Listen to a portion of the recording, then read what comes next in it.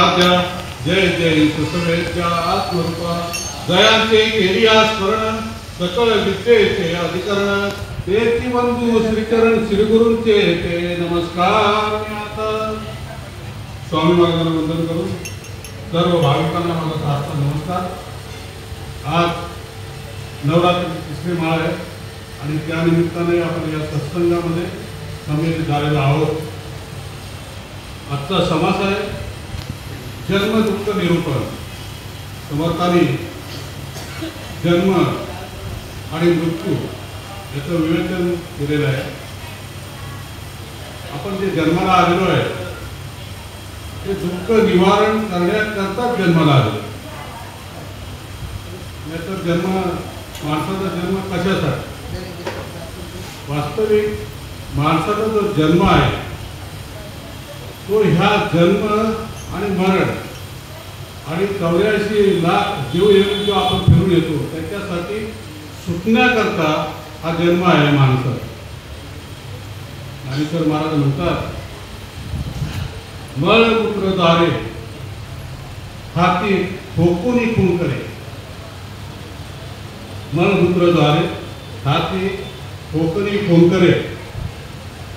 नवसिया होती इतरे माझी माझिया निधले. नवसिया होती माझिया निधले. कोयऱ्या उभं घेईल माझा मृत्यूचा पडेल पांग फेकून थुंकील जग असं वर्णन केलेलं आहे. मळमूत्रदारे होऊन खाती खोकरे. काय सुंदर सांगितलेलं बघा. आपण आपला जन्म ज्या वेळेला होतो त्यावेळेला आपल्या घरामध्ये आनंदोत्सव साजरा केला जातो. काही काही लोक तर डीजे लावतात. वंशाचा दिवा जन्माला आला म्हणून आपण असं म्हणतो नाही काय.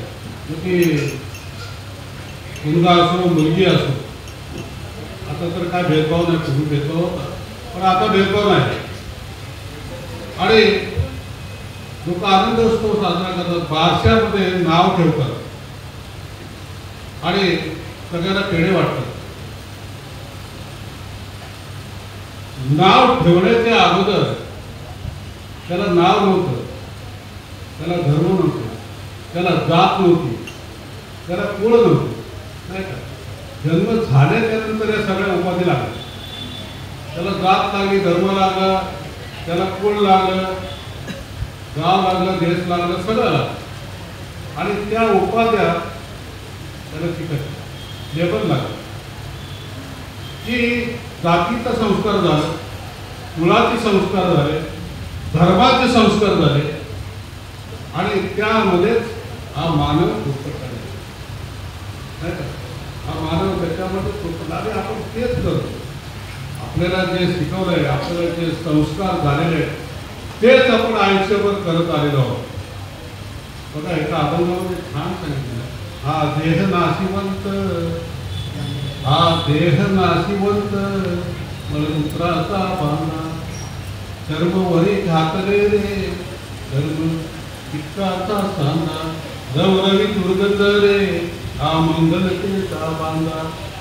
वराचे आले आला शरण जाई गोविंदा. शेवटी काय सांगितलंय? गोविंदाला शरण जा नाही का. शेवटी गोविंदाला शरण जा. हा जो देह आहे हा मळमूत्राचा. आता मगाशी समासामध्ये सांगितलं की मळमूत्राचा बांधा आणि हे जे आपलं वरचं जे कर्म आहे ते काय कर्म कर्म हे आपल्या शरीरामध्ये अनेक पेशी आहेत.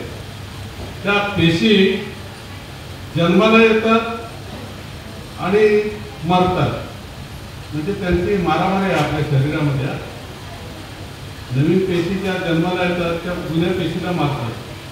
म्हणजे आतमध्ये लढाई चालू आहे नाही का. आपण बाहेर लढतो ते वेगळं आहे पण आतमध्ये सुद्धा लढाई चालू आहे आणि त्याच्यामध्ये आपल्याला सुटून जायचं. तुकाराम महाराज म्हणतात तुक हे जवा एवढं दुःख पर्वत आहे एवढं. पण पुढे काय सांगितलं? घरी घरी आठवण आणि संतांचे वचन नेले रात्रीने ते आरते बालपण जरा वेदे. तुका म्हणे पुढा गाणा दुःखी तसे मुळा. काय छान सांगितलं. दुःख माणूस जन्माला आल्याच्या नंतर सुख एवढं आहे आणि दुःख एकदम पर्वता एवढं आहे. पण काय सांगितलं पुढे की संतांनी जे काय सांगितलंय काय मार्गदर्शन केलेलं आहे त्याचं आचरण करा म्हणजे तुमचं निवारण होईल. या दुःखामध्ये सुटका होईल तुमची. आधी 100 वर्ष आयु आवगे रात्रीत अर्धे सरे अर्धे त्यातले बालपण वृद्धपंथे अर्ध्यात अर्धे सरे सेवा रोग युवक मिळून चिपकते संतरे जीवे वार करेन बुडबुड सभे डोक्यंक तो प्राणी नाही. माणसाला सुख कुठं आहे? पाण्याचा बुडबुडा आहे. हा पाण्याचा बुडबुडा एकदा फुटला की संपलं माणसं काय का असं आहे. एक गोष्ट सांगतो तुम्हाला मी तुमच्या ध्यानात येईल अजून वेळ आहे. ते आमच्या एका नातेवाईकाला बघायला गेलो. बघा काय दुःख असतं तर ऐका नीट ऐका. एका नातेवाईकाला बघायला गेलो होतो आणि त्याला लपवत झालं. त्यांना 52 वर्षाचं वय असत होते आणि तो एका असं पाठवरती झोपला होता. परिस्थिती एकदम त्याची गंभीर होती. बायको बाहेर होतो म्हणून माझ्याशी बोलायला लागला. डोळ्यातून जरा पाणी आलं. सांगण्याचा आता लपवा गेलेल्या माणसाला थोडंसं बोलता पण थोडं अडखळत बोलतो माणूस तसं अडखळत बोलतो. काय माझी अवस्था झाली अशी अवस्था झालेली आहे. म्हणजे पूर्वी असा मी होतो. कसा होतो मी कामावरून घरी आलो ऑफिसमधून घरी आलो की बायको माझ्या हातातली बॅग घेत असते. पळत जाऊन पाणी आणत असते. माझ्याशी प्रेमाने बोलत असते. आता तसं नाही आहे. आता असं आहे की इकडे मला कोण विचारत नाही. चहा प्यायची म्हणते तरी तळप आले असतील तर दाबायला लागते. 2 चपातीच्यावर चपाती मिळत नाही. काय मागितलं तर डोळे वटारले जातात. आता डोळे वटारले जातात काय मागितलं. पूर्वीची परिस्थिती बघा आणि आताची परिस्थिती बघा किती भयंकर जमीन आसमानचा यामध्ये फरक आहे. आता मला बघितलं जात नाही. म्हणजे भयान परिस्थिती माणसाची आहे. इतकी भयान परिस्थिती मला याची वाईट वाटतं. काय जगता येत नाही आणि मरता येत नाही अशा परिस्थितीमध्ये माणूस सापडलेला आहे. अशा परिस्थितीमध्ये माणूस सापडला.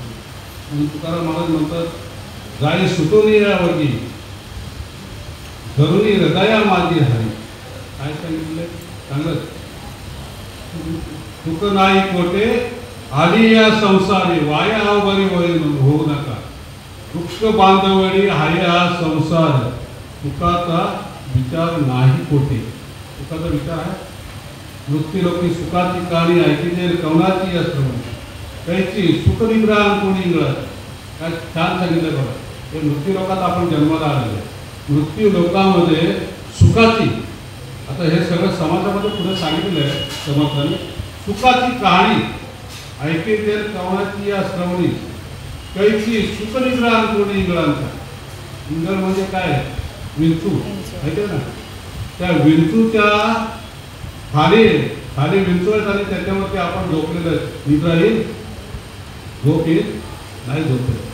म्हणून काय माहिती आहे जन हे सुखाचे दिल्या घेतल्याचे अंतकाळीचे नाही कोणी. झाल्या हीन शक्ती नाक डोळे गळती सांडून पळती रानात. बाईल म्हणते खरे वरतात तरी बरे. आता सांगितलं ना तुम्हाला की बाईल काय म्हणते हा जर सुटून गेला तर मी जी मेहनत करते ना ती वाचते. मेहनत कसली नंतर काय माहिती आहे पैसा असेल तरच माणसाला विचारतो. पैसा जर नसेल ना तुम्ही कमवता इथपर्यंत ठीक आहे.